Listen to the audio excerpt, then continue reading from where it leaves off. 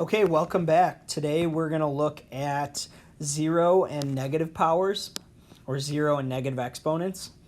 So the first thing right here, you don't necessarily have to write this down, but we're just going to kind of do a little exploration to see what are the patterns here. So I'm going to do some tables here. I'm going to take a look at 2 to the 4th power, and I'm going to try and simplify that. So 2 to the 4th means 2 times 2 times 2 times 2, which is 16. 2 to the 3rd is 8. 2 squared is 4. 2 to the 1st is 2. You could type in, if you have a calculator, type in 2 to the 0 power. And I'll give you a second if you have a calculator.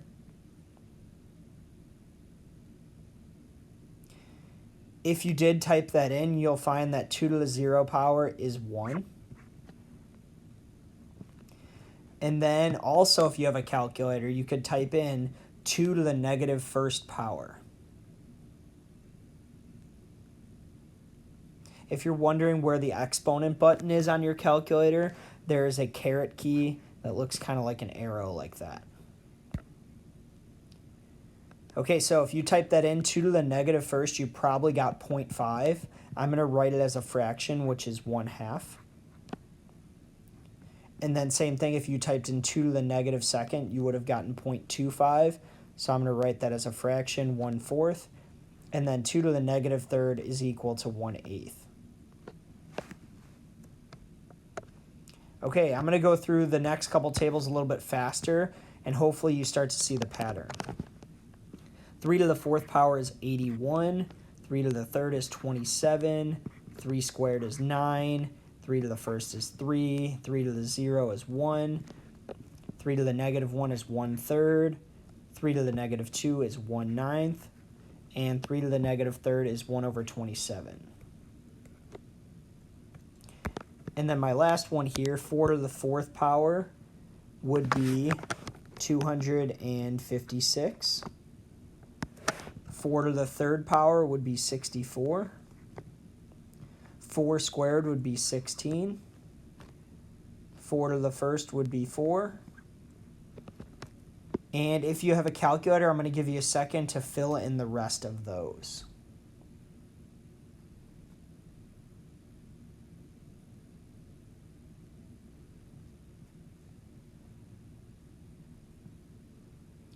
Okay, if you had some time to type those in, or if you want to try and pause the video and type those in and see if you get the same answers. 4 to the 0 power is 1. 4 to the negative 1st is 1/4. 4 to the negative 2nd is 1/16. And 4 to the negative 3rd is 1/64. So at the beginning, you were probably thinking, Mr. K, why are you doing all of this? And the goal is to see what are the patterns about negative exponents and zero exponents.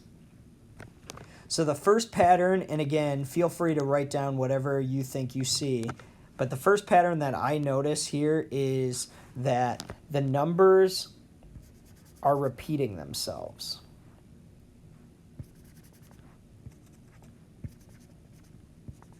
And I'm seeing that in each of these here. I'm noticing that the number in the negative exponents, it's the same number, but it's in the denominator. It's 1 over that number.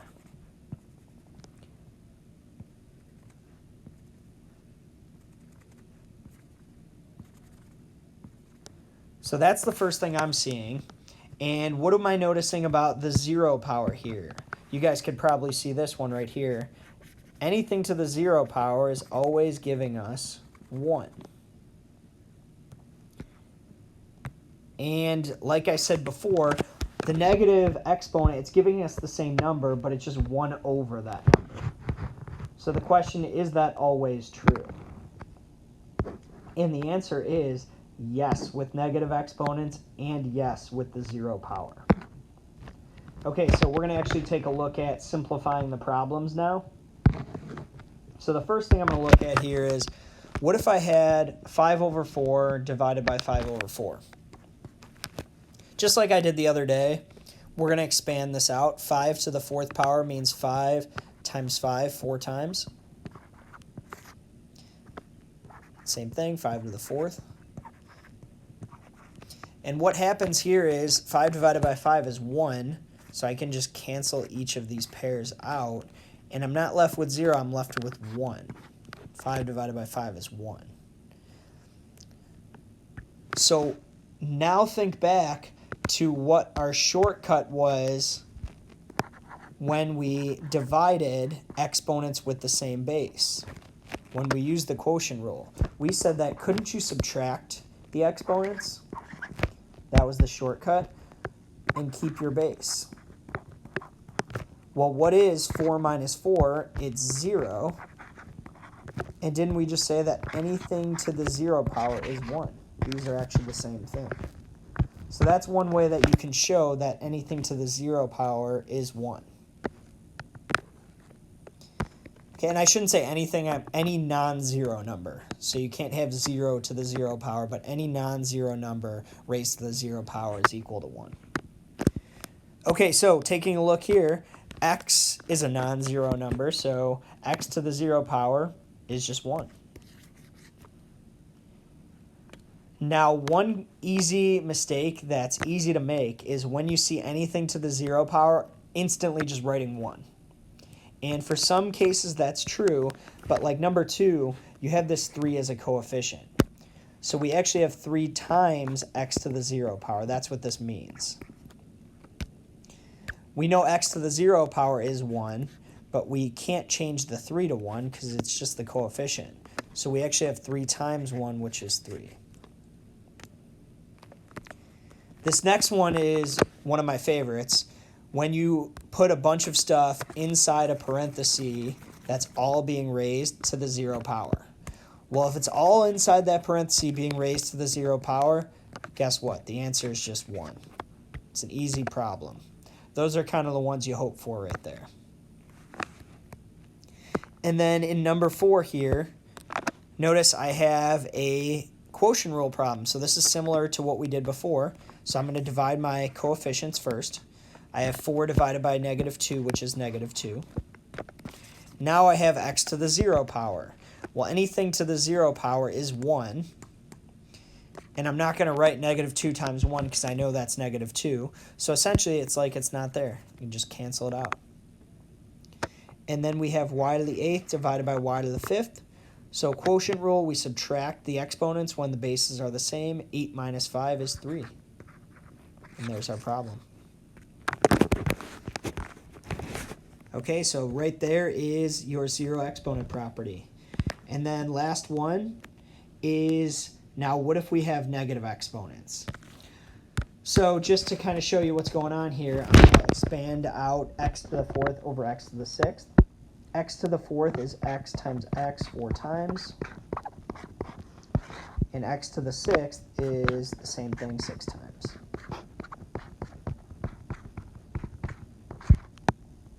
So now what I'm going to do is I'm going to cancel out my pairs. And I'm just left with 2 x's on the bottom. But what am I left with in the numerator? Remember, anything divided by itself, x divided by x is not 0, it's 1. So we have 1 over x squared. Well, now let's think about this with our rule that we learned, the quotient rule.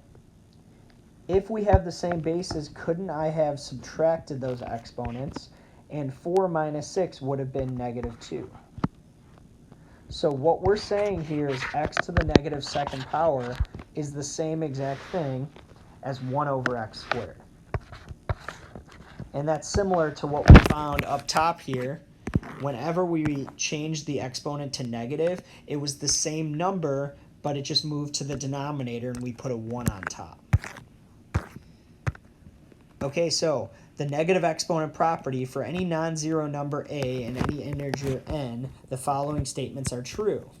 If we have a negative exponent, what we do is we move it to the denominator, and notice it becomes positive.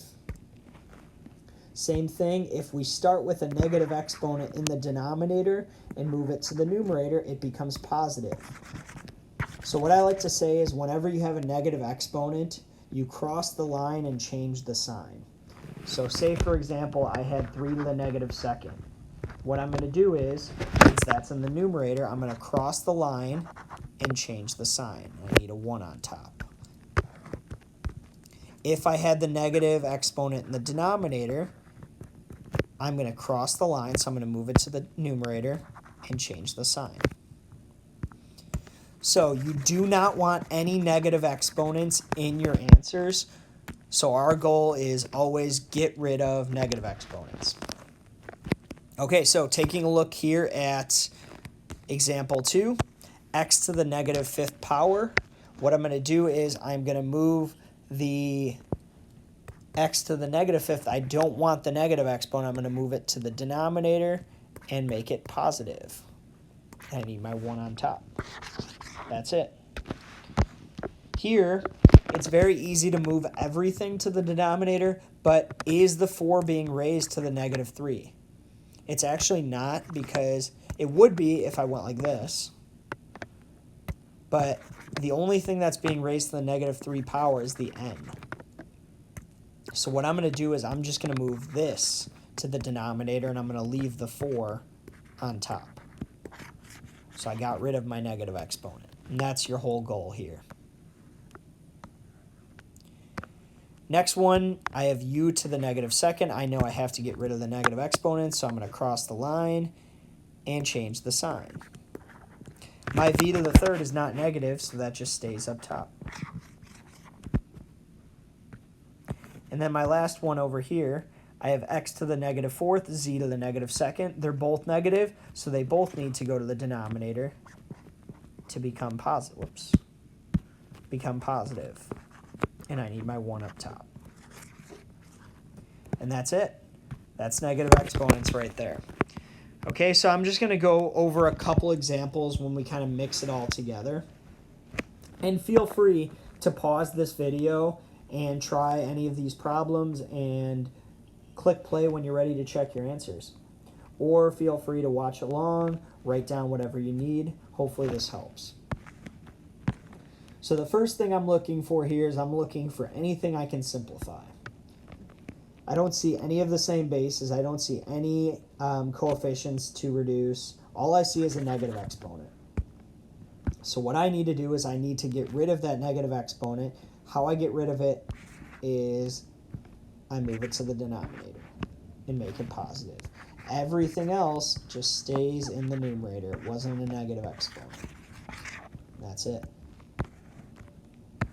So when you start doing harder problems with these, all of these different rules are going to be mixed up. So it's really important that you get this negative exponent rule down. This next one here, I see a negative exponent, so I'm going to move it to the denominator and make it positive. I also see b to the 0. And remember, anything to the 0 power is 1, so essentially it's like it's not there, because anything times 1 is just itself. So I took care of a to the negative 4. I moved that to the denominator. I took care of the b to the 0. So the only thing that's left is 4c squared in the numerator. And that's my answer.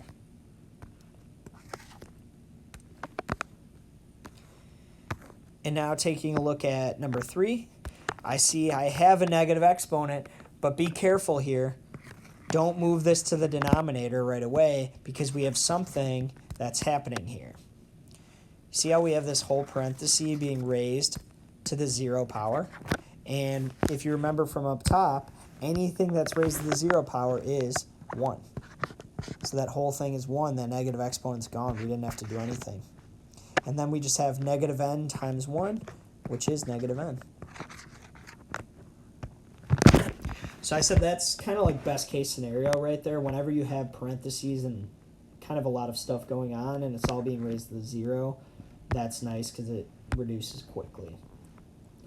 So same thing in number 4, we have the x squared, the whole thing is being raised to the 0, so we know that's just 1.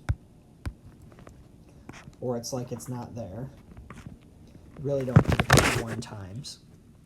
And then we have x to the negative 2nd.